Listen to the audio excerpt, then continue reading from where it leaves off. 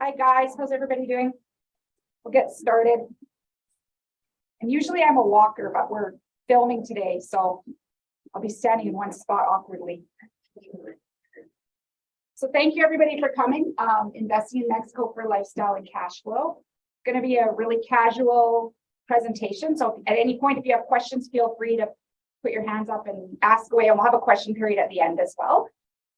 Same with anybody who's in on the Zoom. If you have any questions, just put it in the chat box. We have somebody monitoring it.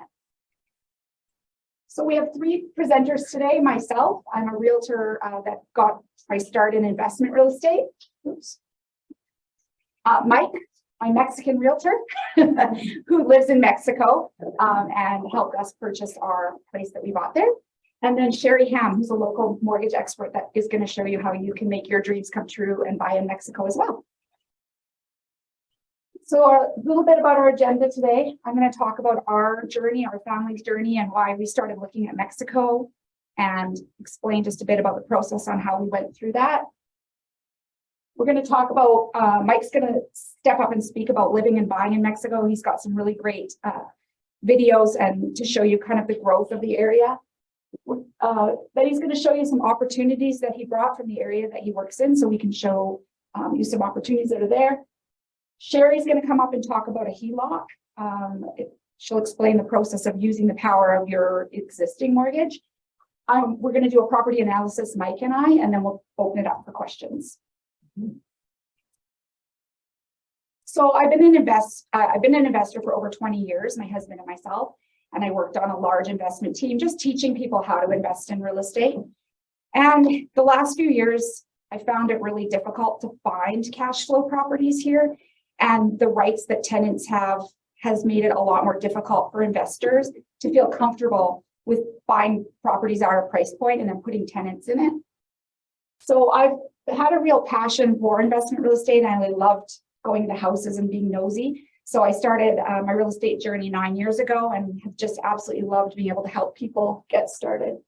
Greg and I've always traveled. When we had little kids, we had one with special needs, and we used to make sure that every year in December, we took 1 week for ourselves and went somewhere just so that we could keep our relationship strong and then also just keep sane.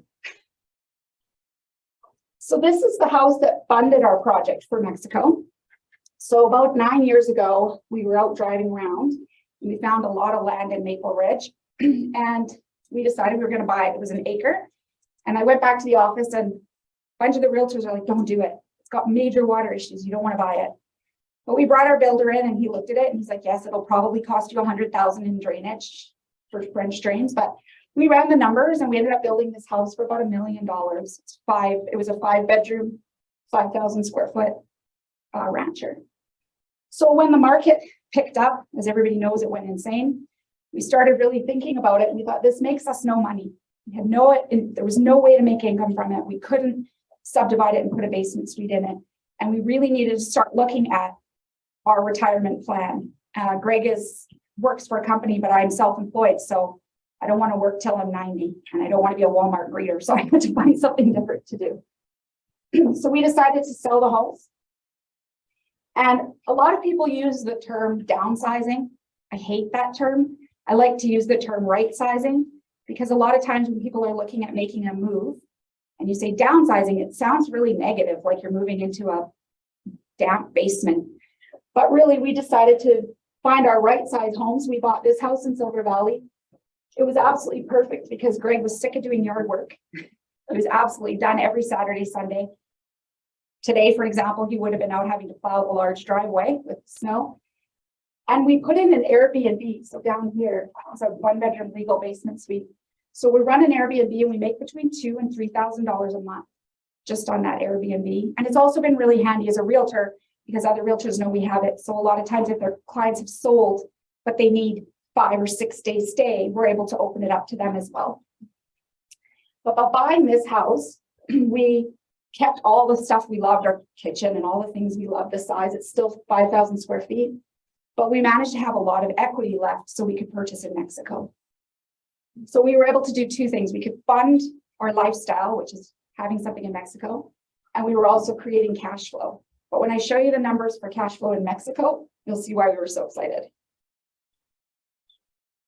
So why Mexico? For us, again, I said we travel a lot. We've done 16 cruises. We've kind of checked out all the areas. We fell in love with the Caribbean side of Mexico. We love the water. Mike lives there, so he's going to tell you a little bit about what it's like year round. The low overhead costs were really great for us. So anybody here who's a realtor who has investment property, strata fees can kill any equity or any lift that you have. It's terrible. Taxes can do a number on your cash flow. We also wanted to have rental income when we weren't using it. And I'm actually going to show you the property we bought and show you the numbers that we're expecting to get. The other thing I did is I actually bought it through my operating company under my real estate company. So it's now going to be gifted for clients. If they buy or sell with me, they can have a week there. So nice perk for them and really nice perk for us because we have a place bought through my Holdco. It's a really good long-term investment. I'm going to tell you a little bit about when you buy with Mike, you get these ground-in values, which is really nice. And we've made quite a gain in a year. And then eventually we can retire somewhere really, really warm, which after yesterday, we can all appreciate. So I'm going to just talk a little bit about Mexico. When Greg and I first started, I was laying in bed one night. I think it might have even been during COVID. And this ad popped up on these places and they were $130,000. Beautiful, like right on the beach and beautiful patios up top. And I'm like, Greg, we have to buy it. But then my investment, you got to do your research. So we flew there, middle of nowhere. The realtor that was selling them was like, yeah, it's right by restaurants. There's grocery shopping. There's nothing. You would literally sit on the beach and you better like that because that's it. You might find a guy cooking a chicken on the side of the road. There was nothing. So that got nixed. And so again, what you see online, it might look really shiny and new, but go and check it out. We also made a real goal of speaking and staying with locals. So every time we went, we stayed with Airbnbs that were Canadian owned. And the reason we did that is they know our lifestyle here in Canada. They know what we're used to, the Costco's and how we like our meat. And I probably drove Mike nuts with questions I asked him. But we did that and we went on discovery vacations. We went at all different times of the year. We went in August when it's really hot. We went during hurricane season, one trip. So we really just checked out all the different areas just to see what the vibe was like. And anybody who knows me knows I ask I drive people nuts with my amount of questions. But I found out just by asking questions that you want to buy third floor up because the mosquitoes don't get you. So just little things that annoy me and I would just ask about it. And then I joined every single Facebook group in that area that I could. There was lots of people complaining about really silly things, but you really got to see what the neighborhoods were like and what people were dealing with on a day-to-day basis. Yes. Say something too. Yeah. But I have oftentimes clients or people come down for a visit. They want to come take a look at some real estate and they stay in resorts every time they're in Mexico. If you're considering a condo or a home or something in Mexico, stay in one. Get off the resort. Otherwise, resort lifestyle is not living in Mexico life, right? If you're on holiday the whole time. So stay in something that is something similar to what you would consider viable. So why we chose the Riviera Maya. So we've done all the tourist places, you name it. I usually don't remember what they are because Greg books it all and I just show up with my suitcase and we go. But we really started looking in the northern Yucatan and I'm going to let Mike talk about the growth and what's happening there. That was really exciting. A lot of the other areas we looked at, they were really nice, but they just didn't have the activities that would draw tourists. So because I run an Airbnb in Maple Ridge, I'm really attuned as to looking at the calendar, reading comments, seeing what people are charging. I study it. And so I started looking at every area that we visited and I would see what you could charge per night and then I would run the numbers so I could see what my cash flow would be because the idea is we're replacing his income. So we stayed in Progresso first. And while we were there, we stayed with a guy and I was saying, I love that you live here and it's phenomenal, but this isn't for us. And he said, oh, I'll introduce you to my friend, Mike. And in Mexico, everybody's a realtor. Not very many are licensed. And I was very leery because I'd heard horror stories of buying in Mexico and people giving advice that was completely not true. It was anything to make a buck. So staying with the man that we stayed with, he said, no, Mike's really good. He's originally from Winnipeg, great guy. We met with him. He took us along some of the so we started, Cancun Airport is here. And we ended up kind of looking in different areas along the way towards Tulum. And we started in Playa del Carmen, and I said, I don't want a 21-year-old renting my space and puking in it.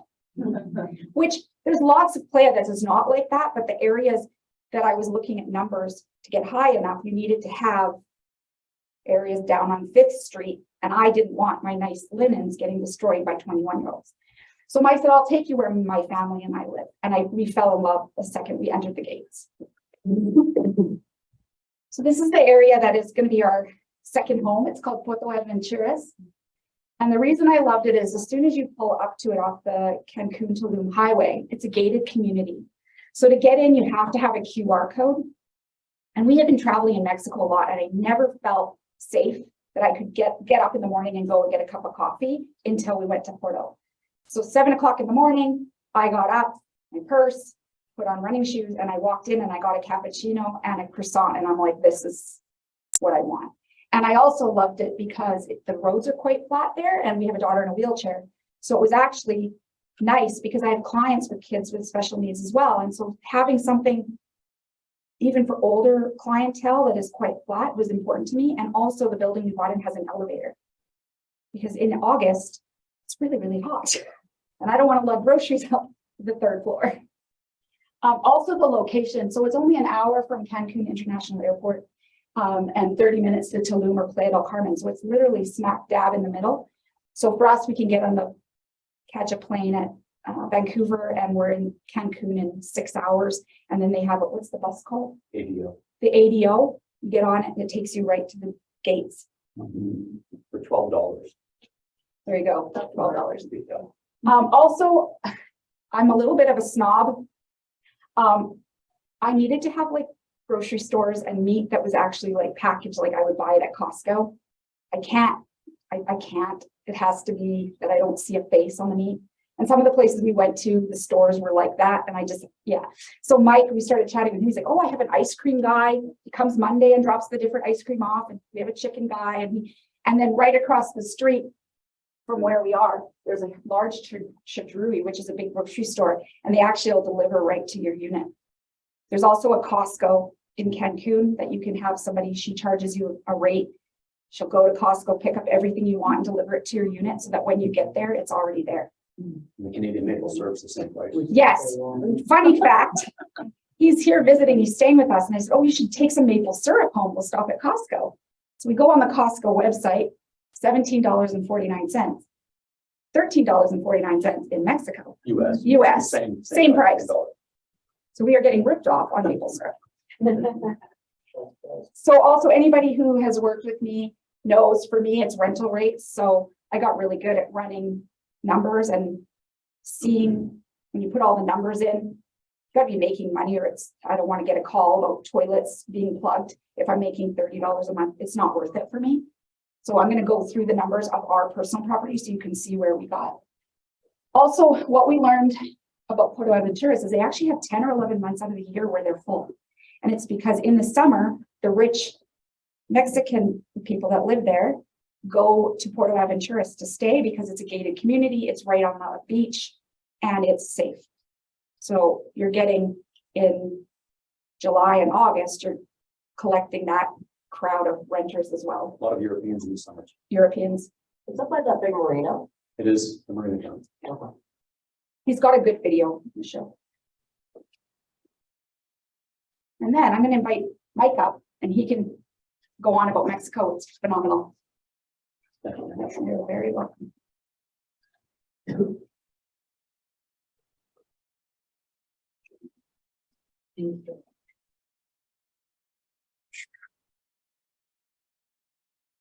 So thanks for coming, everybody. My name is Mike Burgoyne, and this is a little bit of what to expect. I feel long-winded because I talk a lot and it's just what I do. If I don't cover some of the points that you have in mind that you wanted to, learn or hear about today, just stick around after, ask some Q&A when we wrap it up, please. So I grew up born and raised in Winnipeg, Manitoba, and met my wife there. We moved to Edmonton, spent 13 years in Edmonton. And I was probably 39, 40 years old and kept visiting Playa del Carmen for years and years. First trip in 2006. And one day on the way home back to Edmonton, I said, why do we keep going home? Like, we like it here. We hate winter. And Edmonton, Winnipeg, I mean, this is beautiful compared to. So at 39, 40 years old, to ask the question, like, maybe we should consider moving. That's really what did it, because I imagined fast forwarding 20 years and us not moving and thinking, what would our life have looked like had we done it? So we said, let's give it a shot. Let's go for a year and try. And we're 7.5, almost 8 years now. I worked for a company called Julian Tile. I was the branch manager in Edmonton. They got a location here in Langley and Burnaby. So this is familiar territory for me. Doesn't mean I like it. So from my first visit in 2006 to our first visit with the kids, and then moving day with WestJet, 22 pieces of luggage, bike boxes, Rubbermaid totes with the Vitamix, and all the things that really mattered. We probably would have traveled with half that amount, knowing what we know now. And then today, my kids are certified scuba divers. They play. My kid thinks he's like McEnroe or something. I guess I don't know. Surfing, stand-up paddleboarding. And that's how they're growing up. So for us, that's, pretty special. They're fluent in Spanish. My Mexican friends say the boys speak like they were born there. So like locals, they speak so well. Very proud of them. My Spanish is, restaurant, bar, grocery store, and real estate. And I was planning on wearing shorts and flip-flops to do this because that's how I go to work every day. Didn't work out. This is all I could do. This is my Toms. This is as much as I can pull off. Closed-toe shoes I have. I've done a few episodes of the House Hunters International, which is fun. And so I want to talk a little bit about the growth and the opportunity, because people looking either for a lifestyle change or as an investment, it's important to understand what the growth looks like in the area. Of course, we're in the West Coast here. People are, often familiar with traveling, this region. We're over here in the Caribbean. Cancun International Airport, Progreso, where Tanya and Greg were considering, is up here. And then, the whole Caribbean coastline.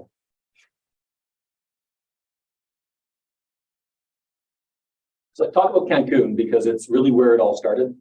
The planned city, just turned 50 years old. I love seeing the population growth in 1990 to today. Today, this is 2020 census. It's well over 1 million people today. And that will be that will be legal numbers. There's a lot of illegals, a lot of people from Central America, US and Canadians too, who show up and let their tourist visa expire and just don't go. So Cancun is well over 1 million people. Massive coastline covered all with all-inclusive resorts. Very few beach access points.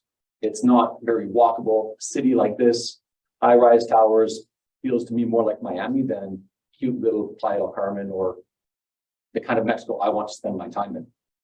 Along the beach in Cancun, there's very few beach bars and shops and restaurants and boutiques like that. It's just the big, massive resorts.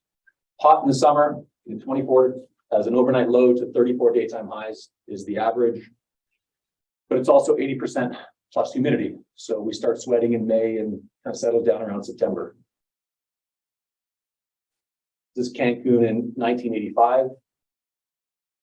And then this is 2019. So this is even still 3, 4 years ago. It's insane. And then a big sort of measure for me is understanding the growth at the Cancun International Airport. When I moved, there was 20 million passengers in 2015. 2019 was the big record, 25.5 million passengers. And then through COVID, it didn't stop. The numbers just reduced in half. Mexico was open. And then 15% growth last year from the last biggest year. That's huge to go from 25 to over 30 million passengers. And this year is going to be even greater. With that in mind, the government is working on an international airport in Tulum, that can handle up to 5 million passengers per year. And they also have plans already to develop a 5th terminal at Cancun International Airport. So the growth is not slowing. And then where we are, in the Riviera Maya, it's 100-kilometer of beach, and really starts, the Riviera Maya is from Puerto Morelos down to Tulum. Tulum, what I often forget when I speak to people about the area is, the Mayan ruins, the history and the culture for the whole region is very rich. Puerto Morelos still feels a little bit like a sleepy fishing village. And then just a shot of fun pelicans on a little fishing boat in Playa. Port Aventuras is the community I live in, and where Tanya and Greg have purchased. It's a marina town, a 9-hole golf, beachfront. There's 2 all-inclusive resorts in Port Aventuras, which is nice. If someone's looking for an investment property, they think, I think we need a 3-bedroom. How many weeks a year do you need a 3-bedroom? Maybe that 1 or 2 weeks when the kids or grandkids or somebody comes down, the friends are visiting. There's places they can rent and stay. You don't need to buy a 3-bedroom. You can, go with the 2. Hilarious. I just saw this when we did this episode or this talk on Friday. My paddleboard's on the beach. My wife's beach umbrella is right here. That might be me. No idea. This isn't my drone footage. Yeah. Beach is empty this day. It's a really nice day. There's a beach club in town, so public access, of course. You can just go to the beach, take your own chairs, and enjoy the beach for the day. Or stay at the beach club, have food and beverage service all day, as if you're a guest at the hotel. And that's a service for residents, which is really nice. I thought the video showed more canals. It doesn't show really just the beach.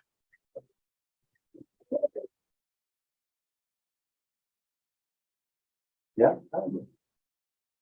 We get busy if I keep watching that.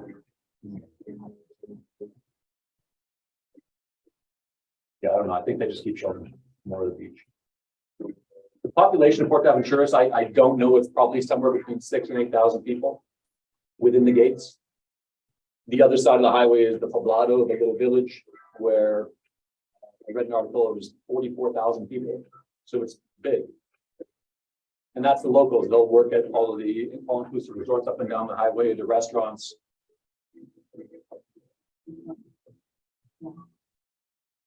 This is an interesting article I just found last week. And of course, the 2020 census numbers for Playa del Carmen. The reality is Playa del Carmen's 500,000 people today. The growth in the last 3 years has been ridiculous. Port Aventuras as well. That's speaking of the Poblado. The other side of the highway is double that. What I found was this: the government wants to increase this region to 200,000 people, which is more than double what it is today. So a lot of investment, a lot of infrastructure projects coming to the area. I spoke of the Tulum International Airport already. There's a Mayan train coming to the whole peninsula. My wife and I bought 5 acres of land just behind Chimuil, which is a really small little, feels like Mexico village. Do you know what the timeline is for their 200,000 mark? 10 years. Yeah.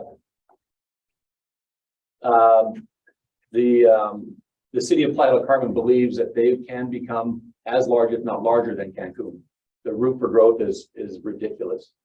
I don't know when this photo is from, but the growth back here, the 307 highway Tanya speaks of runs here. And I've got a couple slides I'll show you just to show you the growth of the areas that it can grow back here forever, right? There's so much room. Yeah. Healthcare costs, hospitals in the area. So good. When we moved there, so our first year there, at the time, 7-year-old fractured his arm. We were in Port Aventuras. It's a 15-minute drive, 20-minute drive to the hospital here in Playa. And we were in and out of the hospital in an hour with a cast on his arm for $100. And we have our local resident card, so we're Mexican residents. If you go in there as a tourist, it's probably going to cost you $1,200 or something like that. They take insurance, so they don't care. They just want to see your insurance, swipe the credit card, and come on in. My wife and I picked up some health insurance, of course, for, we don't know what, let's just be sure, be careful. So we pay for the family of four, like $2,500 for the year. And we have a $5,000 deductible. We carry that for the stuff you hope never happens, right? The hospital stays. How long it take you become a citizen? We're not citizens. We don't need to become a citizen. You need to be fluent in Spanish. Or for years a resident? We're permanent residents. Yeah, exactly. And so I've got a couple of friends who are immigration attorneys, and there are something like 7 different ways to become a resident in Mexico. Just depends on your situation. I can happy to make introductions so you can find the best, most efficient way for you if that's what you need. And there's lots of benefits to becoming a resident. Of course, the hospitals are cheaper. The parks like Xcaret, Xel-Ha, lots of activities there are half price. We bought our first year there, we bought an annual pass for the park, and it was the same price as a tourist pays for one visit. We just come and go as we like. So really nice. But being a resident to because we're going through that process ourselves. Yeah. You don't have to be in Mexico a certain amount of time or days. Like you come and go as you please. There's no requirements. And it's permanent. So you can be here for 4 years and not visit Mexico and then just go back and be a resident. There's not. So we have our 1 year, so we have to go back in August and then we renew for 3 years. And then after that 3 years will be permanent. And again, I'm just going to, so people can see, like 4 years total. So There are some ways you can go straight to permanent. Yeah. People are asking about residency for people who are on the Zoom, because I don't know if you can hear it. I just show up for things. My husband's the planner. I'm like the little penguin that shows up at the airport pulling the suitcase behind. But we did our residency. And again, those Facebook groups I told you, we found out there's a lady named Millie. You go see her and she expedites the process, because when we showed up at the immigration, the line is out the door. Like, it is insane. And Millie just said, "Oh, come with me," and took us right to the front, and they took our picture and gave us our cards. Because they don't speak English. We don't speak Spanish either, so maybe more difficult. So again, just really and asking a lot of questions. Mike's helped us a ton just with all those kind of things. But if anybody on Zoom has questions too, just put it in the link and we can answer them as we go. Makes sense. So Tulum's a bit of a buzzword. It's very famous Instagram, eco chic, boho chic. The growth has been ridiculous. So when I moved to 2015, this little area here called Aldea Sama was the closest you can get to the beach in Tulum in buying a residence, a condo or a home. And now they're developing, this whole area called Tulum 101. They finally protected this, calling it Jaguar National Park, because you've got the Tulum ruins just up on the coastline up here. It's funny, if you take a look at Google Zoom, Aldea Sama just keeps growing towards the beach, Google Maps on satellite.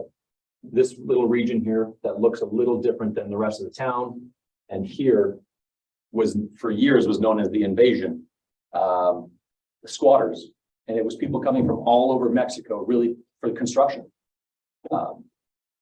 The state didn't plan the growth very well, but they're all tied into the grid now, and there's roads all the way through, and that's how I get to Aldea Sama from town, is just through their little new village, new neighborhood of Tulum. And that's, Mexico, it's still Mexico, right? So stuff like that still happens. I tell everybody that Mexico is not for everybody. You have to be patient. You have to be comfortable. You have to learn to chill out. Right. Mañana. Yeah, and mañana doesn't mean tomorrow. It just means not right now, right? Maybe tomorrow. So I'm comfortable. I wouldn't have moved there if I wasn't comfortable, and I feel safe with my kids being there and growing up there. Like anywhere though, just be aware of your surroundings. Nothing good happens after midnight, right? Just be aware of where you are and what you're doing. Like downtown anywhere here, walking around on your own at 12 o'clock, 1 a.m., 2 a.m. is probably not smart. People do it all the time in Tulum and Playa, and they're fine, but don't. Why would you? You don't do that here. Some of I spoke of the Tulum airport. The Mayan train is a huge project going on right now. I was in Merida. My kids play a lot of tennis. We were in Merida for a tennis tournament last weekend here. And this whole leg, the project just started 2 years ago. That whole leg is just about finished, tracks going in, and they're testing the train on that track in July of this year. There's a bit of controversy for this leg of the train because the entire peninsula is made of limestone. So it's like the Swiss cheese of stone. And there's no above ground rivers. All the water runs, through the limestone, cenotes, caves. It's a bit of a fragile ecosystem in that way. So the government's building the train there regardless. I think it's great for the growth, not so much for the coastline, but to take tourists who don't know how to go see some new ruins in some other parts of the country. I think it's a great idea. There's talk of Formula One coming to the Riviera Maya. I haven't heard much of a buzz on it in the last few months, but there was a strong push for that 6 months ago or something. I think it was Right across the breaking river, news. so fingers crossed. Just outside, not far from Port Aventuras, back behind the village. And Port Aventuras, I remember telling Greg and Tanya that one of the best investments in the Riviera Maya because it's this big forever. Share a property line, there's literally a fence right here separating the Hard Rock and Port Aventuras in the north. And on the south, the Barcelona Maya Resort share a property line there as well. So you've got the Caribbean and then the Highway 307. Demand for real estate in Port Aventuras has gone through the roof in the last 3 years. A lot of people looking for lifestyle change. So I've been there since 2015. And in the last 2.5 years, I've had so many clients who are looking to make a permanent move where previously 80% of my buyers are vacation home, investment property, somewhere to be a couple of weeks to 2 months of the year. A lot of permanent moves in the last 2.5 years. And because it's so limited in size, the inventory is just really going away. So prices have jumped 30% in the last year and a half, 2 years. You are exactly there. That's where we bought. Yeah. So we're right on the marina. Yeah. But we're protected. So we should have a view of the Caribbean Sea. He was there, so. Yeah, from here, just looking this way. I have pictures on my phone if anybody wants. I'm going to show you the breakdown. Yeah, so I brought a couple of examples of some of the real estate that's active and people are really interested in, and I'm selling fairly well right now.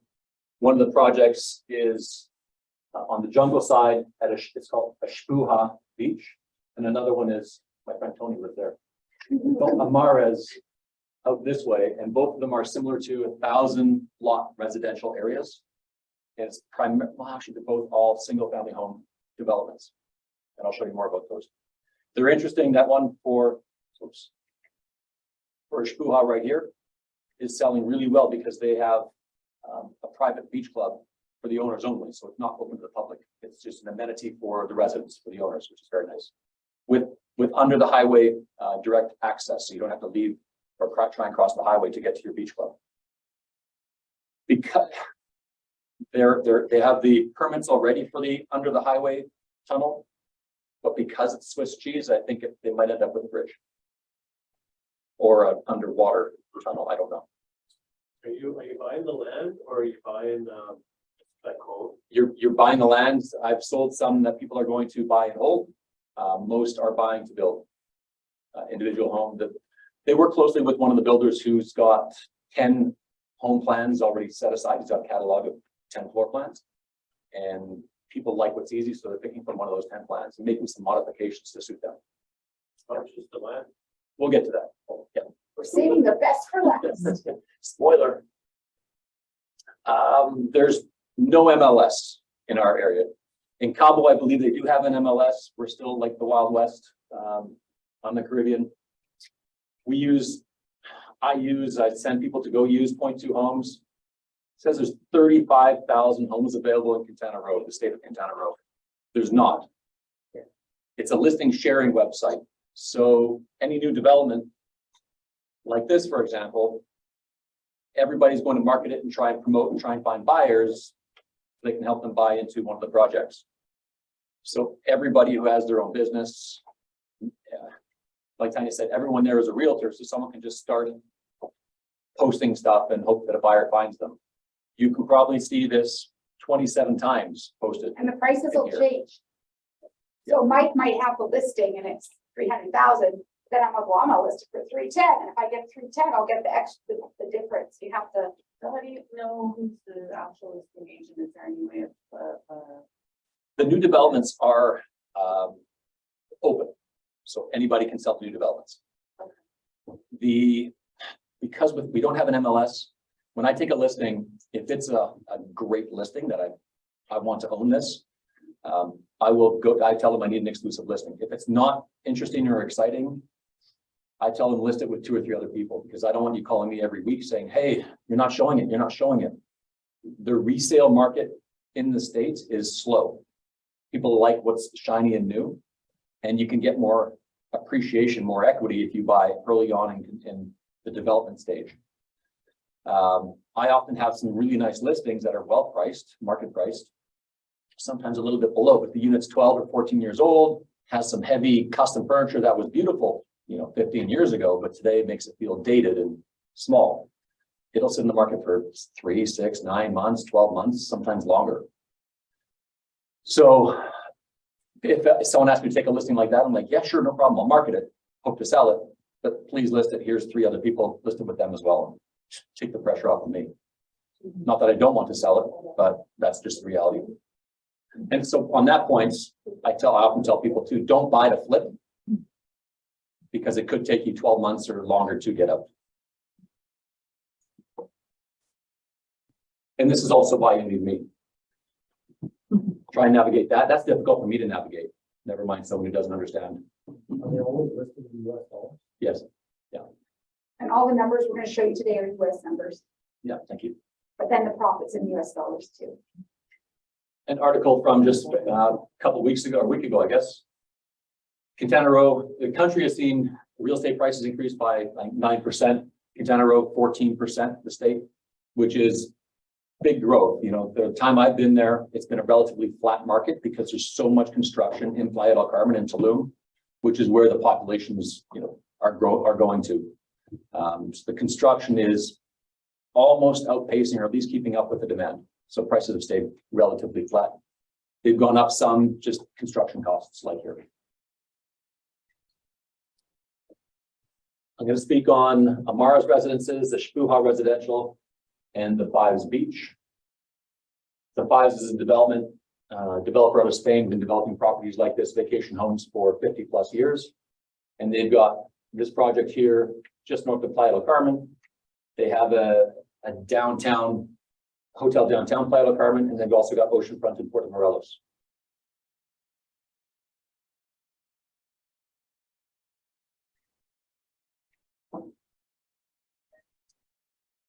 Being a condo hotel, every unit there's 1 bedroom, 2 bedrooms, and 3 bedroom units.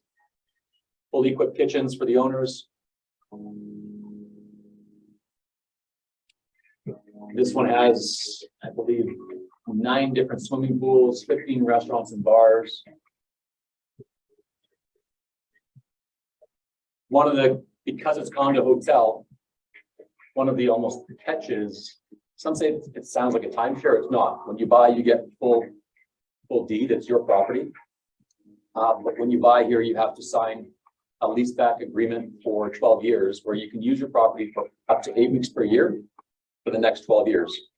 After 12 years, you can move in full time, or re-sign with the hotel to give them the inventory again. It's a hotel business, number one. So they need that inventory to make money. I also, a lot of people who have bought into Fives with me are in their 40s and 50s. They don't vacation more than 3-4 weeks a year typically anyways. So 8 weeks is fine until they retire, and then they can spend as much time as they like there. The nice thing about the Fives is, as the hotel looks after everything for you, you have no HOA to pay, you have no electricity fee, no property taxes to pay, and you vacation at your own home at an all-inclusive resort. You can choose to buy the all-inclusive package when you're there, by the day, or not, because you have your fully equipped kitchen. You can send them a message and say, hey, here's some grocery items I want in the unit when I arrive. They send you an Escalade to pick you up at the airport, take you back to the airport. Like it's really nice. You get any of the these are not staying there? Yeah, and yes, not a lot. You'll probably see, I've got people who bought and they say 1 to 3% cash in their pocket at the end of the year. But they were also very happy through COVID that they didn't have to pay anything out of pocket, right? Anybody else who just had a typical vacation rental condo downtown Playa del Carmen, for example, still had to pay their HOA and their electricity, even though nobody was staying in their units. Here, it's totally hassle-free, no cost. If you have guests who come in, party and, tear up a sofa or ruin a TV, it doesn't cost you anything. You don't get an email or a phone call, nothing. The hotel just replaces it. And every 8 to 10 years, depends on the wear on the unit, they'll refurnish it and redecorate it at no cost to you. So that's where the returns come from on something like this. Absolutely hassle-free and nothing out of pocket. And that's where we're giving your 8 weeks. You can determine your 8 weeks, yeah.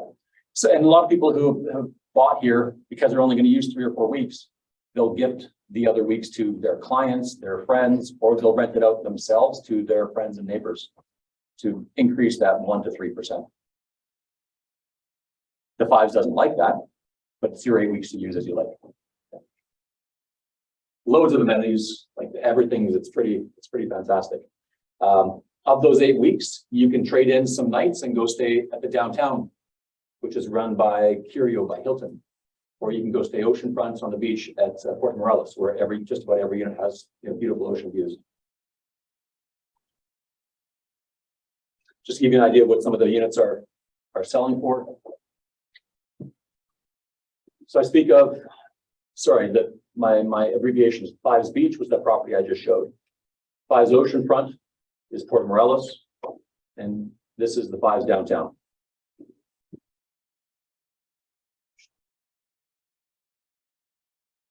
We'll send everybody a copy of the presentation afterwards. We have your email address. TFO is the Fives Oceanfront, is Port Morelos. TFD is the Fives Downtown, and the other is the Fives Beach. The Spuha Residential, I've sold a bunch of these in the last 6-8 months, and this is where you've got the tunnel coming underneath the highway, which is going to come underneath the highway here to the beach. Like I said, the master plan is for around 1,000 single-family home lots, and it's broken up. You've got a main principal gate for security here, and then each little cluster of homes. This first cluster is called Estrella del Mar, and is 216 single-family home lots. It's the biggest one. Everything else after that is between 64 and 112 homes.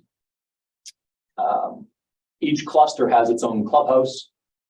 The development itself has, a sports complex, sports center, tennis courts, soccer courts, a gym, a lane pool. And this is an example of one of the homes that's been built there already. Or fire pit. Nice. We get cold nights. It was 14 degrees last week. Very contemporary style homes that this builder in particular is doing, and that's the style for the neighborhood. So the lots are at list price from $170,000. 6,000 square foot lots are decent size. And because I'm doing as much business of that as I am with them, for cash purchase, we can do the lots for $120,000, $125,000. So starting from. My wife and I bought into the next one I'm showing, the Amares. I'll tell you why. This is fantastic because you have the easy access to the beach, right? So for someone who's going to spend a couple of weeks to a couple of months or 6 months of the year here, it's probably because you love the beach and you want easy access to the beach. I know how to get to the beach, so I didn't need to be in here for that. If it's going to be a vacation rental property, you'll do well for that reason, the easy access to the beach and the other amenities that are inside the gates. Amenities like the controlled access, 24-hour security, all the green areas, community pools. This is the gym that's part of the main sporting area. beautiful gate entrance, and this is the clubhouse, which is like a social room, lounge area, a couple of pools. Every house probably will have their own pool because that's part of the package the builder is selling. But if you want to have a kid's birthday party or anniversary party or something, and you don't want everybody in your house, just book this space and go make a mess there.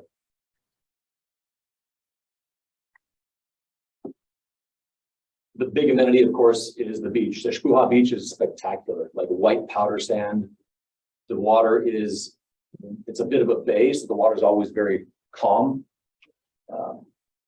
Yeah, it's gorgeous. The beach club here will be for owners only, or your vacation rental guests, or just you and your friends. And so it's closed access.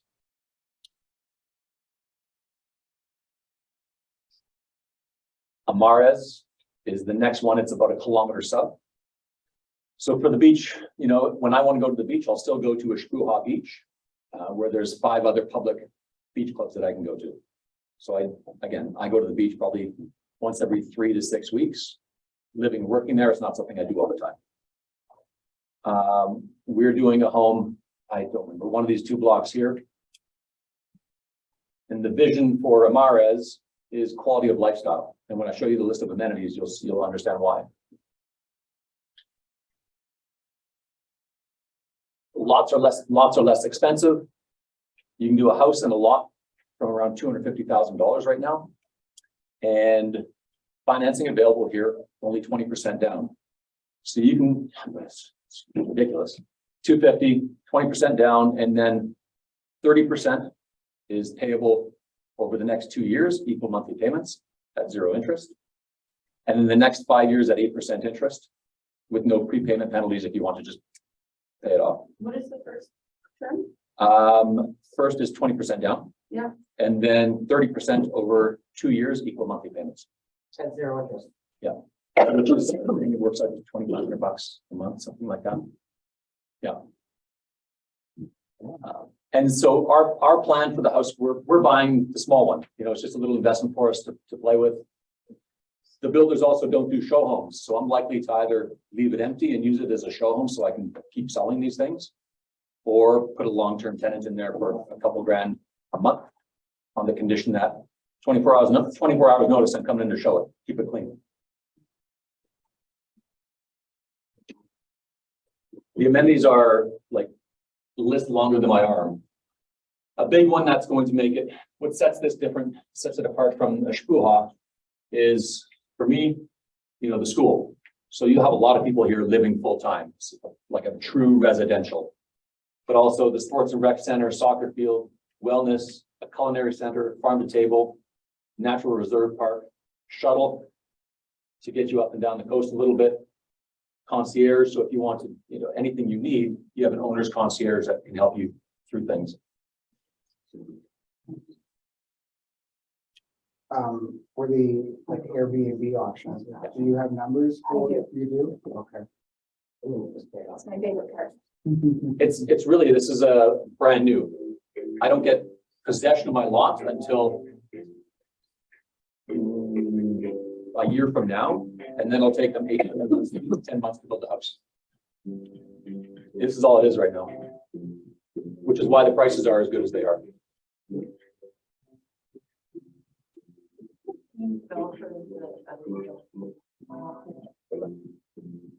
Same master broker group selling it.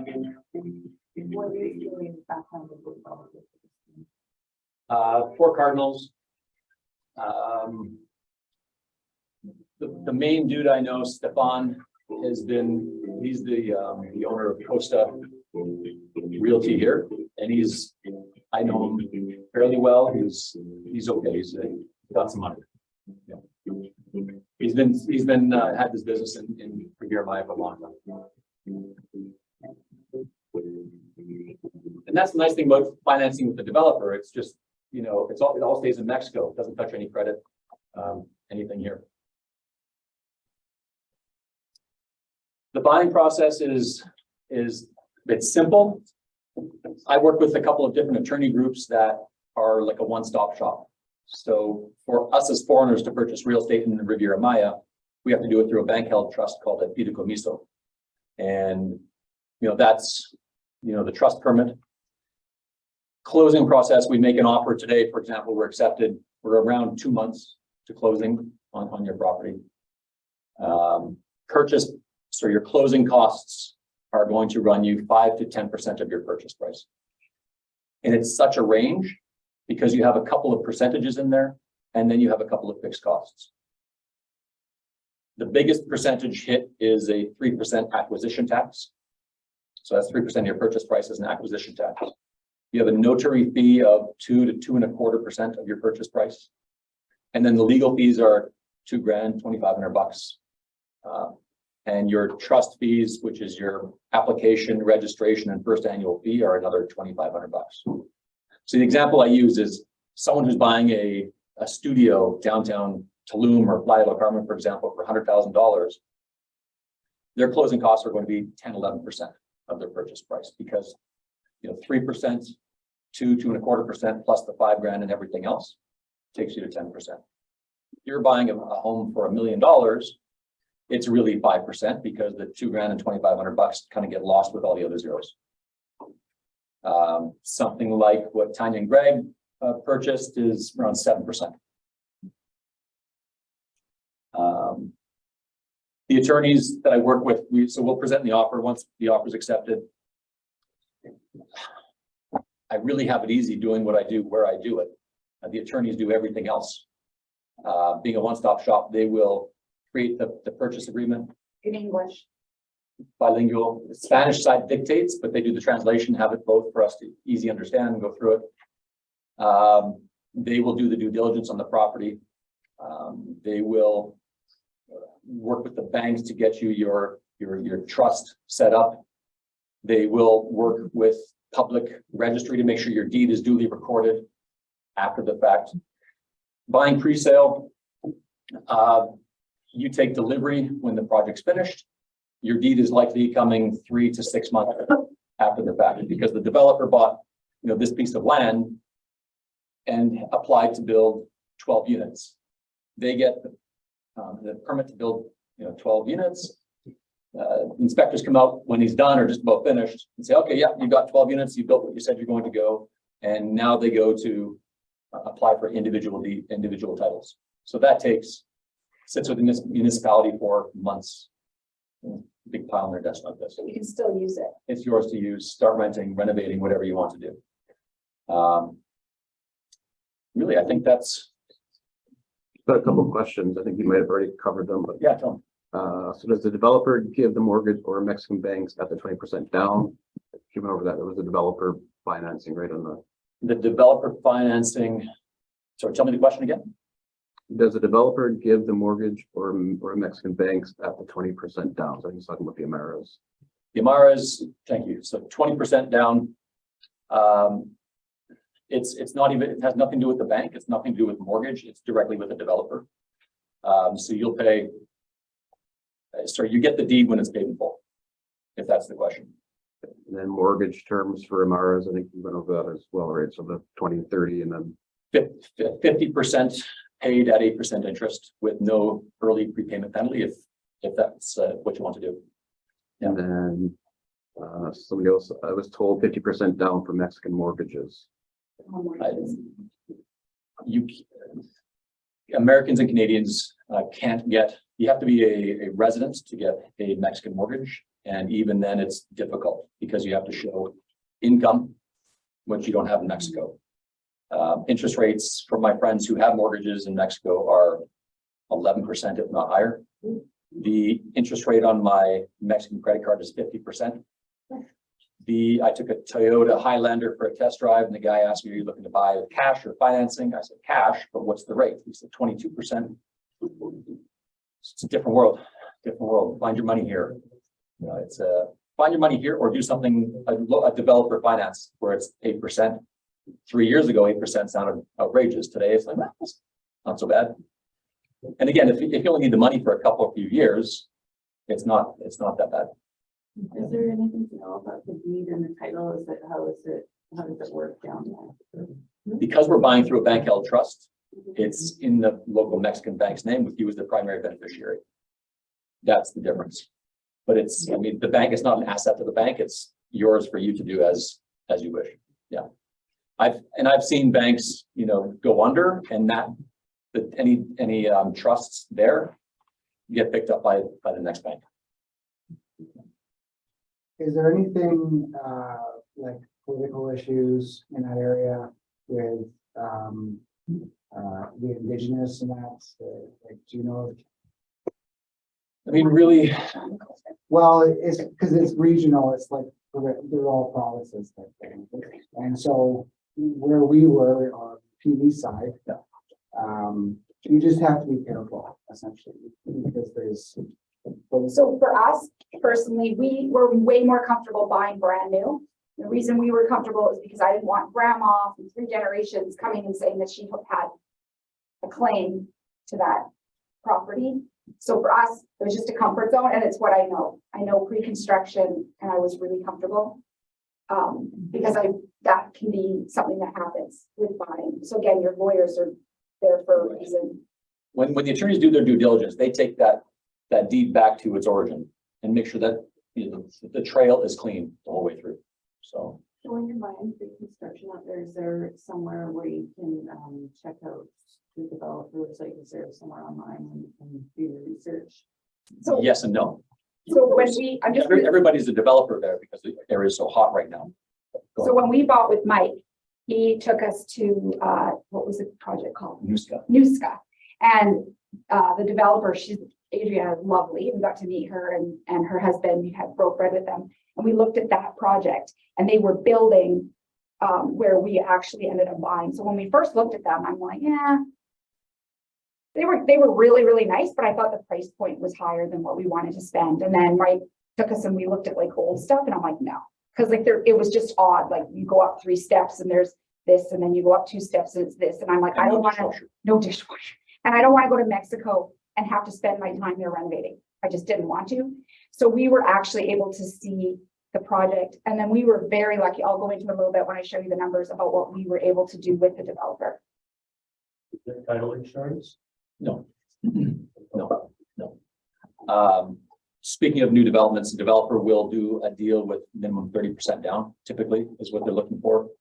A lot of developers have sort of preset structure in place for payments. 50% down will get you maybe a 3% discount. 80, some people will go 70 or 80% down because they want a 6 or 7% discount. Most developers have a structure like that. It depends on what you're comfortable with. Of course, I do my best to only work with developers who I can go see and touch the projects that they've already done in the area. You know, if someone's doing something brand new in the area, I don't know who they are or where they come from. I sit back and watch to see what they've developed before I can promote what they're doing. And of course, sometimes I'll have someone come in as a buyer. I want that. That's the thing I want. I know I want that. I guide them and I have the attorneys, you know, do the best that they can for them. And, you know, it always turns out well. But I mean, stuff goes sideways here too, right? Just, again, I do my best to work with the better developers that have done, take people through past projects, understand the quality of build you're going to get. Yeah, like that. But there's no like website or something you can check out the potential. Not really. So the way developers work, they'll all put together a Google Drive or something like that for me with their brochure and their history and their CV and things like that I share with people. Pardon me, but a lot of times that's often also just, you know, pumping their own tires and marketing, and they can just put some shit together that. How do you check it all? How do you check it all? Right? Yeah, for sure. And yeah, it's do your due diligence and, you know, use a local who knows, who's been there for some time. The construction quality, and if there's any, you know, deficiencies, and do they have like a 5-10 type of warranty? 1 year builder warranty is 1 year builder warranty is by law. And it's, I mean, it's all concrete block structure. We've been through 4 or 5 tropical storms, category 1 hurricanes in 2020 and 2021. And to the best of my knowledge, those are the only storms since the big ones in 2005 to hit the area. So it's not a very storm prone area. And in 2005, category 4, category 5, Emily and Wilma, one of them parked, you know, on the coastline for 3 days and just beat it up. The concrete buildings are all still there. You know, ground floors probably had some water in them. Anything on the coast within a few blocks for sure should have either hurricane grade glass or hurricane shutters or some sort of protection for that. And it's really just more flying coconuts and, you know, stuff that some dummy didn't put away on the rooftop terrace that ends up being, you know, airborne. What else can I tell you? Any other questions? I'm not going anywhere afterwards, so if something comes to mind, you know. We're still gonna talk about the numbers too. Yeah. We're just gonna get Cheri to talk to you Super. about financing, right? Just one more question about the title. Years ago, I heard that if you buy on beach or beachfront, there were some issues with the title. And I think you mentioned this earlier, that somebody from 2, 3, 5, 10 generations or the government can come in and take over the land. Is that something like that is known to happen, or? 3, 4 years, 4, maybe 5 years ago now, there was something on the beach in Tulum. And it came up, what happened, there was a handful of hotels on the beach in Tulum that people were either had purchased the land or were leasing the land from somebody that didn't actually own it. And that's what that can happen when you're not doing your, you know, working with the proper attorneys and you take the deed all the way back to its origin and see, you know, what happened, like who actually owned this land. That situation in particular, I believe, was a wealthy family out of Merida who owned it all and came in and said, that's ours. And they made some deals with a couple of the hotel businesses that, right, we're running a strong business. How can we keep this? A couple of them bought it up, right? You know, it's legally theirs now, and a few others were evicted, moved on. Yeah. No, I mean, that's the one instance I've known of in, again, the 8 years I've been there. It's not common. And Tulum is growing so fast that oftentimes people think they see an opportunity, they just want to jump on it because to get it while it's hot, right? Get it while we still can, and maybe just rush things. Sure, your turn. Thank you. Oh, that's not good. Okay. Finding the money to do this stuff. Okay, so my name is Cheri Hamm. I'm a mortgage broker with the Place to Mortgage. Some of you maybe have never used a mortgage broker, so I'll start there. As a mortgage broker, I have access to probably the bank that you deal with right now for your mortgage. I also have access to all of the other banks. I have access to monolines who specifically deal with mortgages. I have access to alternative A lending, B lending, and C lending. And so if a bank says, no, you can't do this, then that's not the end of the road. You should definitely deal with a mortgage broker because we have access to so many more lending options than what your bank can offer you. Your bank will have maybe 2 or 3 products that they can offer you, and we have access to tons and tons. So we always say it's best to use a mortgage broker. The other thing that I want to preach about mortgage brokers is that we're just so much more accessible than the bank. So I have clients calling me, texting me, emailing me anytime. Whereas when you want to deal with the bank, you usually have to make an appointment, wait for that appointment, take time out of your day to go to that bank and go and talk to them. With me, you never have to leave your home. You can email me, text me, call me. Everything's done online. So you can literally deal with me from your couch. How much do you cost? And I'm free. I am free. My services are free. The only time that we ever have to charge is if we have to go into private lending. Sometimes there's some fees there, but for the most part, my services are free. So mortgage brokers we're kind of a no-brainer to use, really. So today we're going to talk about ways to access your equity to be able to buy something in Mexico. It really is easiest and most comfortable for you to pull the money out here to then go and invest it really anywhere else other than Canada. You know, when you're doing it at home, it's close to you, you feel like you've got more control of it. You're familiar with lending here. It just feels easier than trying to do it anywhere else. And as we've discussed, it's difficult. Like in Mexico, it's next to impossible. If you are taking your cash into another country, you can get discounts. So the best thing to do really is to try and pull the money out in Canada and then take it there for your purchase. The general rule of thumb with accessing the equity in your home is you can borrow up to 80% of your home's value. So if you have $1 million home, you can borrow $800,000 of that. If you have no mortgage on your house right now, and you only want to access a HELOC, which is a home equity line of credit, then you're able to access 65% of that. But between mortgage and HELOC, we're able to go up to 80% loan to value. And there's several ways to do it. You can refinance your first mortgage, which means basically we look at what you've got right now. We take out the extra money that you need and we can refinance the whole mortgage. And so that you've got just one rate, one mortgage payment, and you don't have to worry about anything complicated. The other thing you can do is add the home equity line of credit behind your first mortgage. I'll go into home equity lines of credit a little bit more on the next slide. Addition of a second mortgage. This has actually become quite popular this year because most people have a good rate right now on their first mortgage. They don't want to touch that first mortgage to be able to access more equity. So we can leave that mortgage alone and then we can add a second mortgage behind you at today's rates. And the ideal is that we try and line up the renewal dates for both of them so that when the first comes up for renewal, we can consolidate everything at that time and then you've got just one mortgage moving forward. There are also reverse mortgages, which are actually the largest growing mortgage in Canada. They're accessible for people who are 55 years and older. And they are the type of mortgage where you can pull out the money and you actually don't have to make any payments on it. You can, but you don't have to make any payments on that money. It's just sort of putting your equity to work in your house for you. Everyone's situation is different, and that's really important. You know, it's not a one size fits all. What I do is I'll gather all of your financial picture.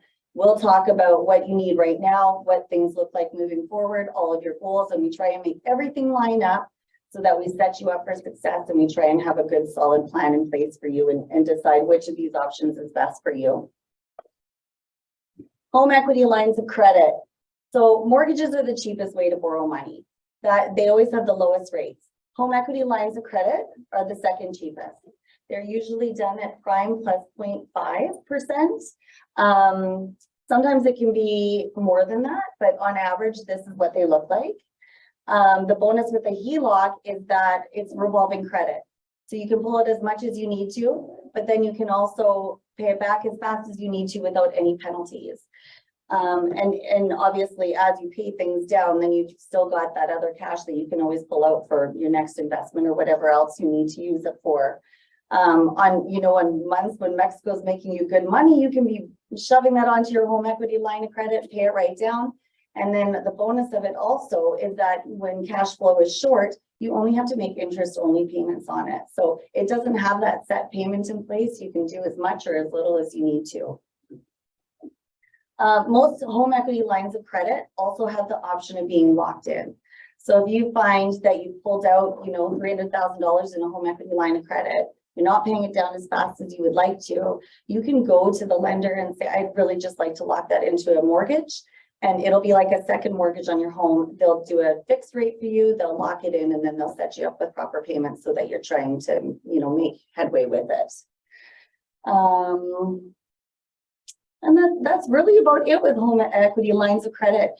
Sometimes they're a little bit harder to qualify for than what just a mortgage is. So again, it's about conversation. It's about us looking at your financial picture, seeing what you're able to qualify for, and then we'll just try and structure things as best we can for you.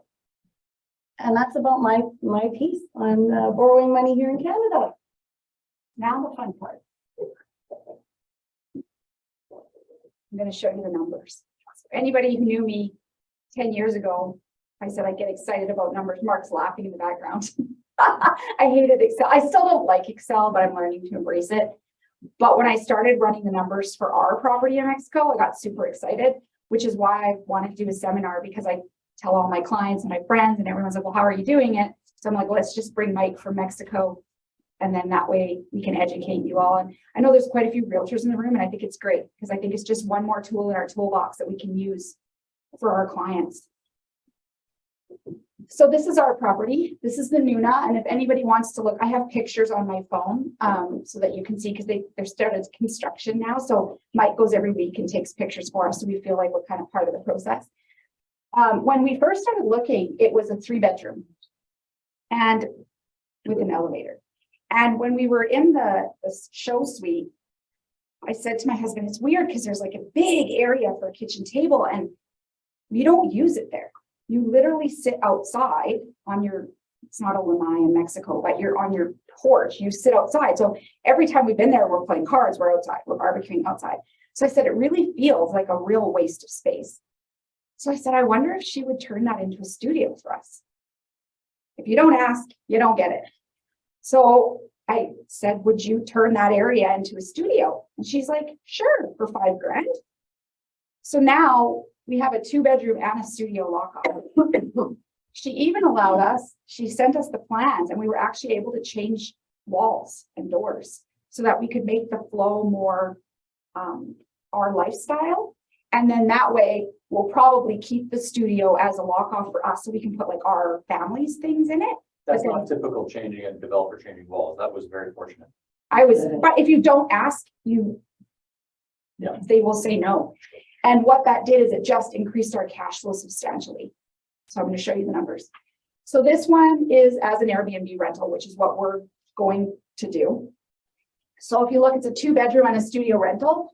We actually chose the marina. I really wanted to see water, but I didn't want to be on the ocean because the erosion is a real problem there. And where we're building, it's quite protected because of the cove. And in this particular area, there's huge yachts. Like the guy with UFC that sold it was just in Puerto Aventuras. I love sitting outside and watching the boats. I just think it's a cool vibe. So we paid $348,500, and then initial improvements of $10,000 was for we're upgrading our appliances. I had to have a dishwasher. We're doing an island now because we're not going to have a kitchen table, and then also to do the studio. So really affordable, was worth it. Kind of. Yes. So they bought early in, for like before they started construction. I just sold the unit the same as theirs, one level below for $450. So getting it early pre-sale of a project is where you can see the most appreciation. Same with Melissa, you're in pre-sale, you know, that's how it works. You get in early, you get a better deal. You have to have a little bit of trust, but we were really fortunate that Mike knew the developer. We've gone there, we've met them, we've met their husbands, seen pictures of their kids, we drank tequila together. So I was really comfortable. I like to be belly to belly with who I work with. Especially after tequila. Oh God, I got really sick, let's just say. Anyway, then you have your closing fees. Again, that's 7%. So you're looking at about 24,000. Legal fees about 2,400. And we're really fortunate. Again, the developer is a designer and she's going to furnish it for us. So I don't have to go and find furniture stores and linens and all that stuff. So we're looking at about 25,000. So our total purchase cost, where's the little, there we go. Total purchase cost is about 410,000. So how Greg and I did it is we sold our other house and we just started doing wire transfers. So what that looks like is we had to do 2 large wire transfers. So when you first go to the bank, it's a big deal. They want to know where you're sending it. They do it. Basically, anybody who's bought or sold real estate, we do FinTrack. The banks they have to do the same thing. So I would say the first like 5 or 6 times I went, I got a new teller every time. And it was like, yes, I know where it's going. We're buying in Mexico. The manager would come out and approve it. Now it's great. We have a template. I just go in every month when I make our payments and they have the template, they pull it up and it goes to Scotiabank in Mexico, which I felt much safer. It's not going to somebody's bank account that I don't know. So our rental income of $7,500, people don't think it's true. But what is very cool is you can go on Airbnb and you can look at every single person's listing and you can look at their calendar and you can see how full they are.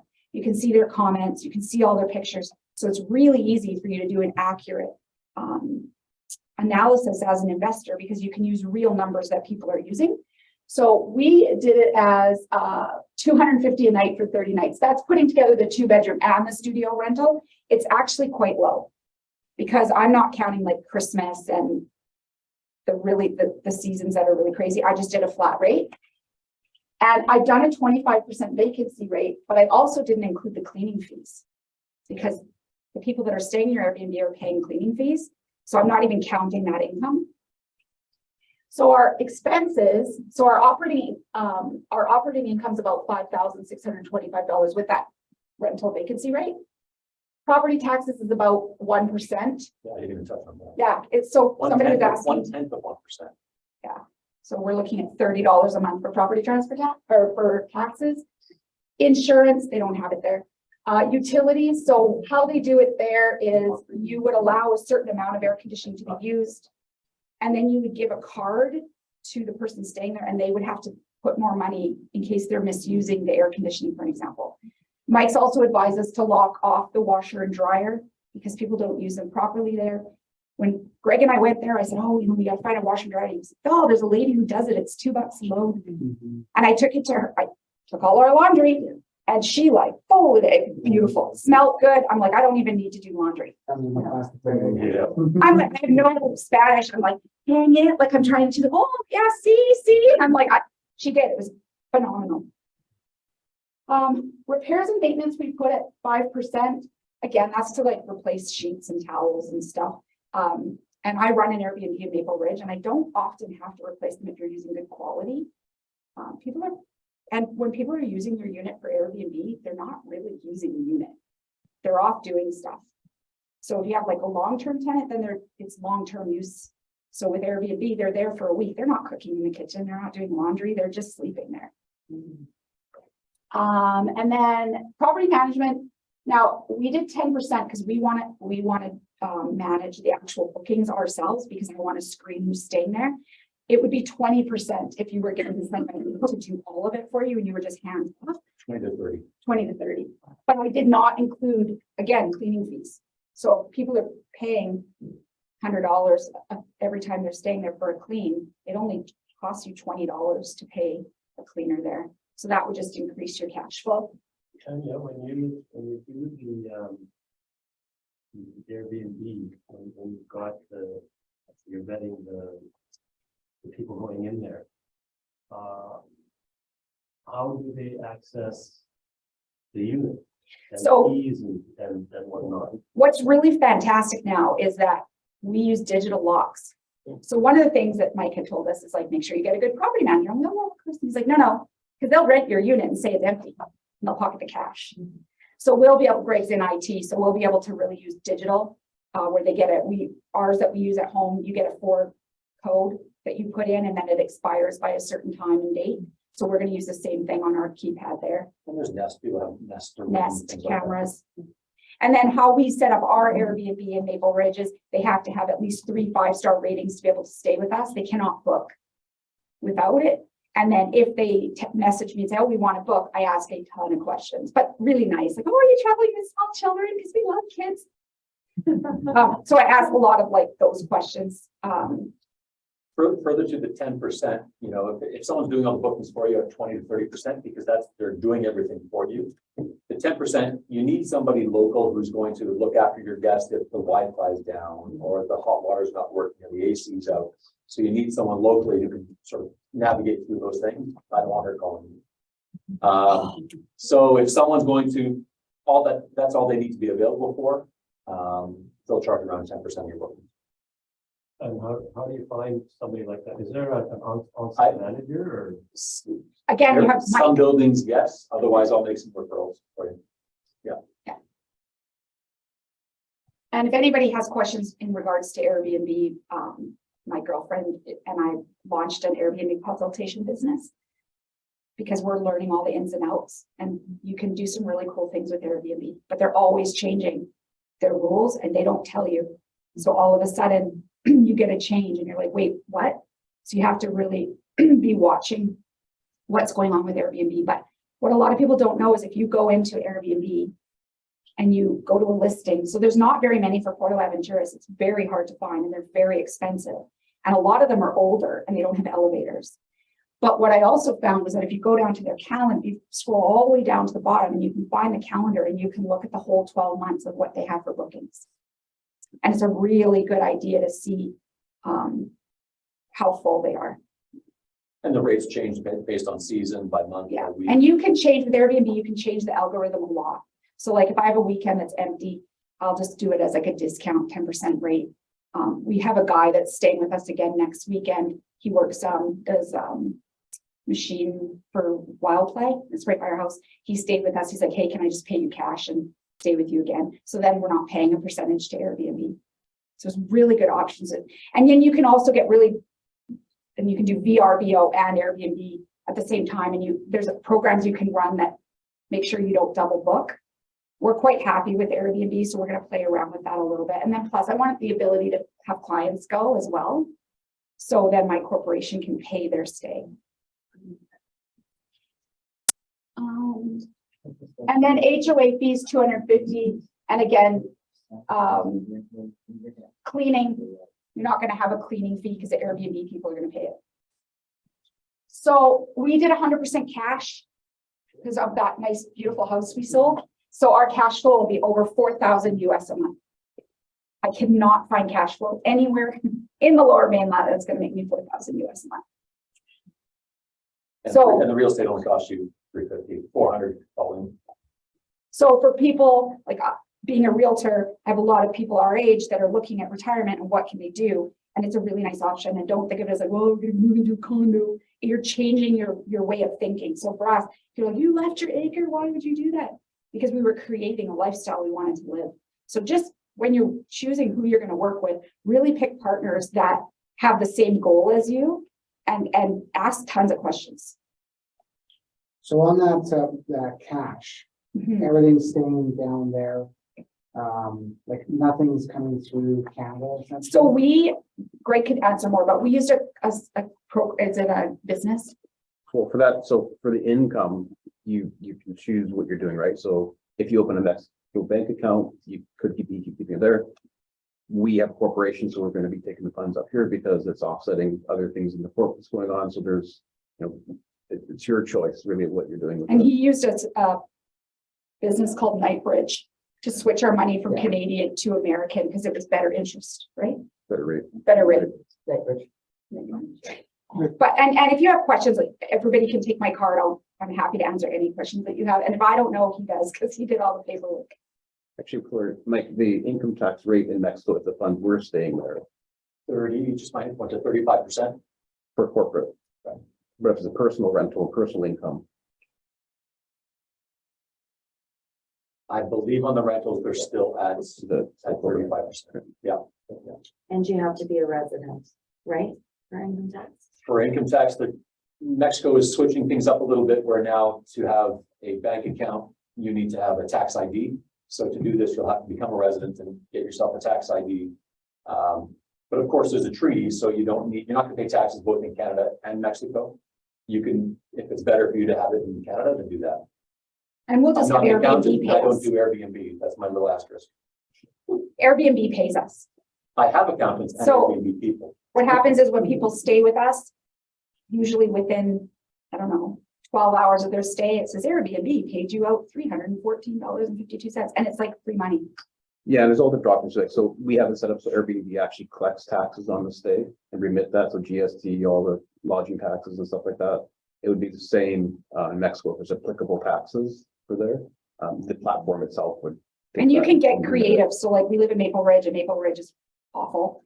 So my corp, is it my corp? My operating company rents our basement suite and I allow it to sublet as an Airbnb. So there's lots of creative things you can do, but talk to your accountant. I am not an accountant. I do not give accountant advice. I just thought it would be better because of peso, let's say US dollar, right? To keep it all in that area, then you have your cash is 1-to-1, right? Every time it's coming through the Canadian system, you're not only being taxed, but then Foreign you have to exchange rates. reconvert. Yeah, not if you're using a US account here though. We have a US Yeah. bank account here as well. Okay, See, he's the one to talk to. I just show up with my suitcase. Yeah, so you don't need to convert it until you want to. okay. And again, for realtors, if you're, making a good amount of money, it's just another really good way to put your money to use. Any questions about that slide? Okay, this one is if we are just doing straight, straight rental. So what is Long really- term. long-term, yeah. So what is really cool with Nuna is you get basically 10 months out of the year full. So again, joining all the Facebook groups, we're part of the Porto Aventuras rental group. People are every day looking for units to rent. So we're looking, same numbers as up top. We did 5% vacancy rate. Property taxes are the same. Our income, we figured about $3,500 for rent. So our cash flow here is about $2,530. So if we just didn't want any hassle, we didn't want the Airbnb, we just wanted to put long-term snowbird tenants in it, that's what it would be. So again, you can't find that here. You can talk about this one. Sure. So Mara is the development where my wife and I are going to, we're building one of the homes that the developer's offering. It's a standalone home, little pool, similar 2-bedroom plus a studio, but of course standalone home. Because it's not a tourist area and it's so new, it doesn't exist yet. Where Tanya and Greg are, they can fetch $3,500 a night, or sorry, a month for long-term rental because all the amenities are there. It's an 35-year established community. Where we're building, it's new. There'll be construction for years to come. The amenities will all be there in 3 years, 4 years. But for the time being, to keep it realistic, that's the number. Give it 5 years, and that's going up 50% for sure. The lots will have an HOA of 120. They say $120, but because I'm still 2 years from the house being finished, we budget at $150. Property management at 10%. I live there. I'm not actually going to pay anything. I'll look after that myself. But to do it from here on a long-term renter, you would pay somebody locally to find you a tenant, and it will cost you 1 month of rental. Property taxes again are extremely low. My property taxes on this house are probably going to be in the neighborhood of $300 US. Again, I err on the side of caution here, and it would still net $1,700 a month and doing absolutely nothing. Again, 25 grand to furnish the place and closing costs. Why are we only 3% here? There's land value, I think. Yeah, it was- Thank you. Because you don't get on the line. I think that's. Thank you. That's right. Yeah. Yeah, because I'm purchasing just the land outright and then building a home on it. I'm only paying closing costs on the land, which is $65,000, something like that. Again, that's well erring on the side of caution. So the number is likely bigger than this, and especially when the neighborhood develops in 3, 4, 5 years, this number goes way up. The demand for long-term rentals in Port Aventuras and in a new community like this, Port Aventuras is ridiculous. There's zero inventory. If someone wants to come in and rent something for 6 months or 9 months or 12 months, there's nothing available. Someone posted on one of these Facebook groups, and the market got really messed up in the last 2 or 3 years. Somebody posted in the group and said, we're looking for a 4-bedroom home. Be lovely to see water, but we don't need it. A budget up to $10,000 USD a month. You idiots, you're ruining it for everybody else. So and they'll find a home that someone was probably renting for $4 grand, $5 grand a month. They're going to get kicked out because now they can get 10. It drives the prices. It's irresponsible. Can they wait till December? Right, really.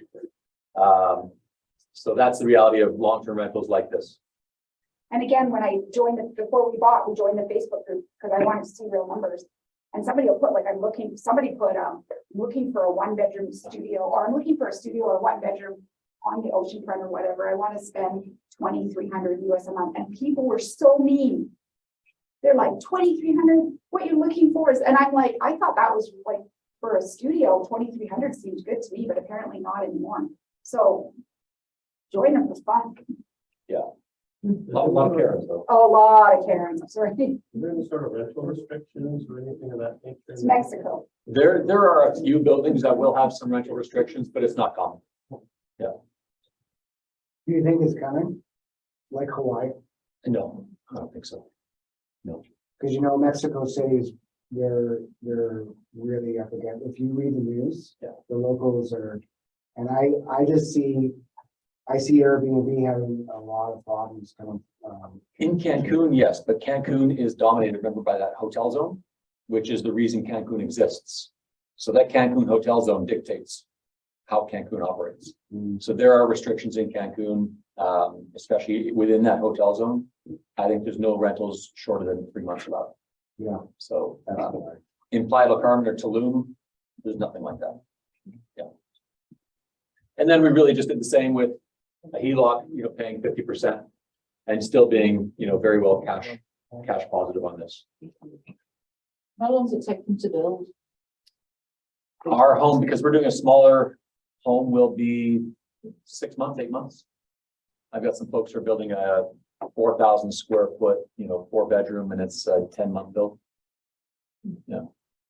But the condo building with 8 units is 18 months for these guys. But they were, and one of the things that I loved about the developer we were using is like, I was very concerned about the trees. I'm like, these are beautiful palms. She's like, no, we take them and put them in a nursery and then we replant them. And I'm okay with waiting longer because it's keeping the, like, looking, she doesn't pay bribes either. Our developer. So within this area, is there a limit on how high these buildings can be? Yeah. So you're not going to have like high rises like in Cancun. Exactly. Port Aventuras is limited, depends on where you're building. On the canals, most of the lots are 2 levels. There's a separation of 2 levels and 4 levels. There's a hotel, beachfront hotel, Dreams Hotel in Port Aventuras, that's 7 levels high. There's a developer who bought land next door to them at the same time they bought that land 30 years ago. And that developer put together a plan to do 120 units. They're going up 7 levels high. And when they applied for permits, they realized that some years ago, somebody stopped paying for the permits to be able to build that. And now they've lost their grandfather then to go 7 levels. They're only going 4. That's the ones we looked at, right? Teresa Del Mar. Yeah. Which I'm glad in hindsight, I don't want a 120 unit building going up in Port Aventuras. It's too much. It doesn't fit, the community. Playa del Carmen, they're going up 6 stories high. When I moved there, it was 4 levels. They've gone up since then. But no, Cancun, no. Yeah. On the other side of the highway in Playa del Carmen, where you're not beachfronts, they're going up higher, but it's more, downtown lake. Any other questions? No? Super. Anybody from Zoom question? Awesome. Yeah, please. Transportation there, are necessary, cab? It depends on where you find, and so the Riviera Maya being 100-kilometer more or less coastline, I'll help people understand, or if they don't know the area that well, I'll help them try and find the best fit for them, whether maybe it's Acamal, Puerto Morelos, Tulum, Playa del Carmen, Port Aventuras. There's something different for everybody, and it really depends on where you land. If you buy something in Tulum, I would recommend a car. If you're going to be in Playa del Carmen, you don't need a car because everything you can walk to. In Port Aventuras, buy a golf cart. So we were going to buy a golf cart. That was originally like our plan, to get a Tiffany blue one to match my favorite color. But then the more we've been there, I think we're gonna end up getting a car because it can sit. I don't have to worry about it getting stolen. And then we were talking to Mike, he's like, well, you have to make sure somebody starts it, you're not there. Tell them what you pay to get your car serviced. Right, yeah, so cost of living, I mean, is a big plus for us. We live too well to ever consider moving back to Canada. We have a cleaning lady twice a week at our house for $15 a visit for 4 hours. I've got a guy who shows up I think it's Tuesday morning to wash the SUV. 3 guys show up, spend 40 minutes inside and out, and it cost me $10. Sorry, to do what? Clean my car inside and out. So we'll just hire Detail. somebody to go and clean our car. And 4 hours on it? 3 guys spend 40 minutes Okay, on the car for $10. for $10. How much is your ice cream? US? It's not cheap. $10 US. Yeah, it's good ice cream. Yeah. And you can, I mean, there's my favorite place to go for tacos is on the marina, and it's a craft brew spot, and I'll have, 5 tacos and a couple of beer. The beer is good, so I think I paid $5 a beer. The tacos, 5 tacos cost me $3 or $4. Or I can go next door and my wife and I can have dinner for $100 if that's what we want to do. So you can live frugal or you can live like you're on vacation every day, which is dangerous. We did that for the first year. You used to become, at the bar all the time. It was fun. Wait a second, we live here. Let's do something different. Stop that. We had a friend visit us from Winnipeg over the holidays, and they couldn't believe how inexpensive and good the produce was. You buy a bag of avocados and limes for the guacamole and the margaritas and everything else. And she got home and sent us a picture of a $4 cucumber. We're buying a bag of produce for, $7. What else? Everything. And like, We're buying a filet mignon. We're having steak dinner once a week. My kids now, big 13, 15-year-olds, that's filet mignon. We pay about $6 a steak. I hear it's not $6 a steak here anymore. I'll buy a bag of deveined kilo of shrimp that I pay $12, $14 for. Tuna steaks, $2.50.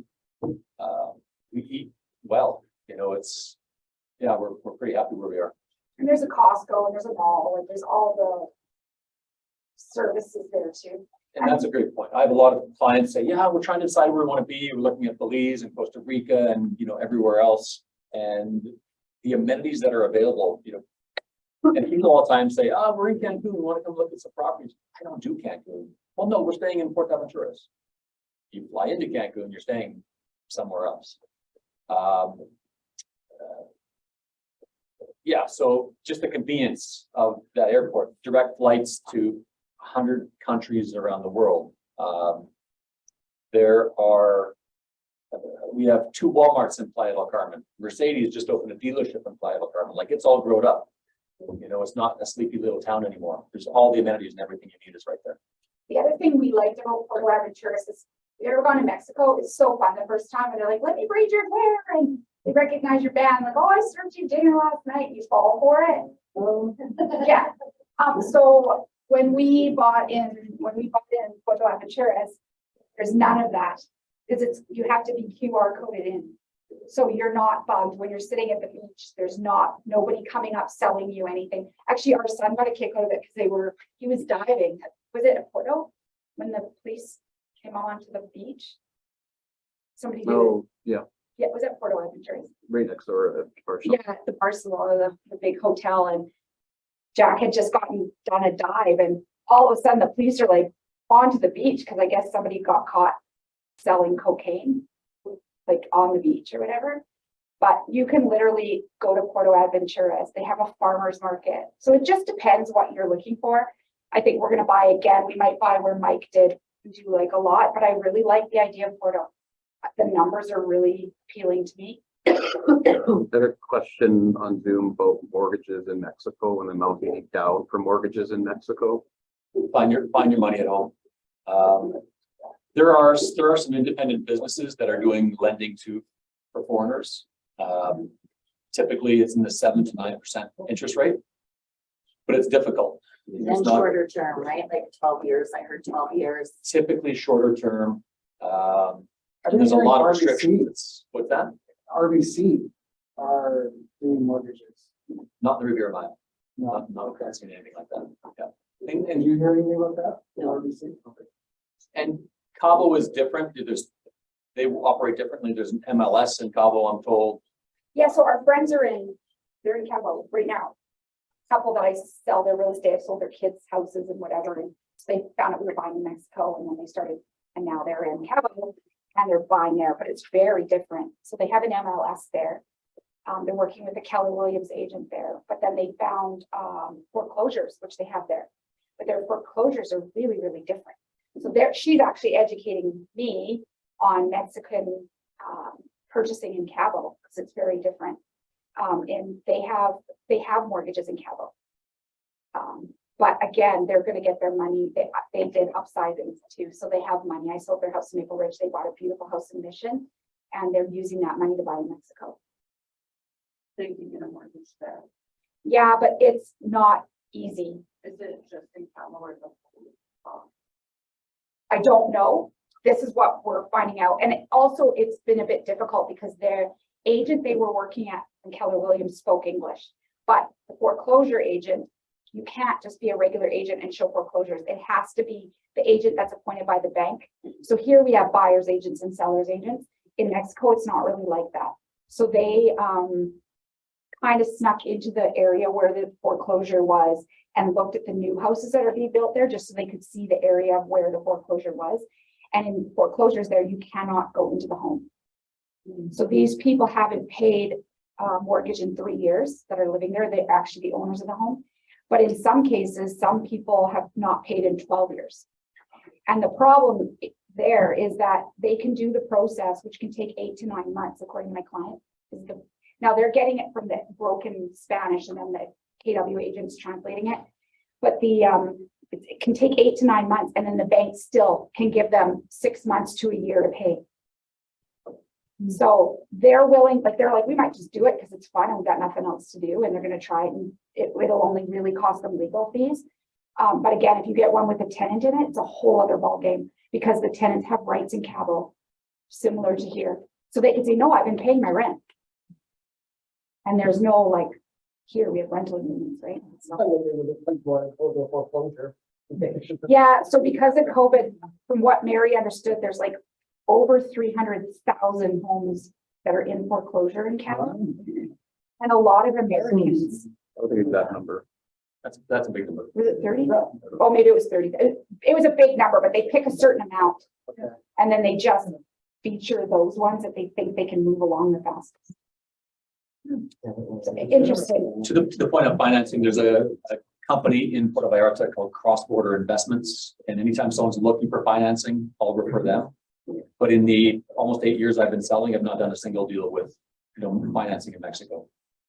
So people they'll interview and they'll go into the process with someone like Cross Border Investments, and at the end of the day say, well, it's not going to work for me and find the money here.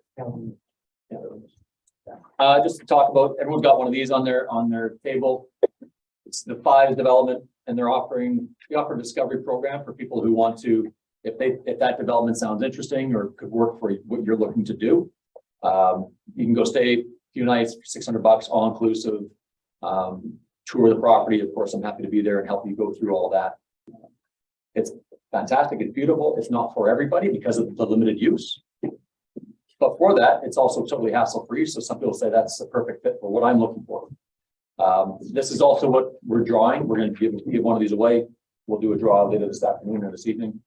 And unfortunately, it doesn't include flights. But it's if it's interesting to you, it's a pretty cool thing to do. Yeah, nice property. And you can get flights. We watch, they run deals all the time. So we'll pay $600 return. Usually. I mean, Mike got $1,000 this weekend. Yeah. But I've got my contact information on the QR code on this thing. All 3 of us have our business cards at the front table if you're looking to grab one of those. And happy to take more questions. I'm not running out of here, so if you want to chat with any one of us, we're hanging around for a few minutes. And if at any point you're like, what about this? Just text one of us, we'll answer. Same with if there's realtors in the room and you've got more questions or you have clients that want to speak with us, we're more than happy to. And thank you, Tanya, for inviting me up to come speak. It was a lot of fun. I enjoyed talking about our life and our move and why we did it. And it's fun story to share. So thank you all for coming. Thank you, Greg, for IT. What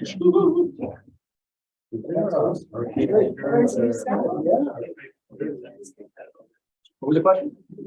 Hurricane insurance or? Go down.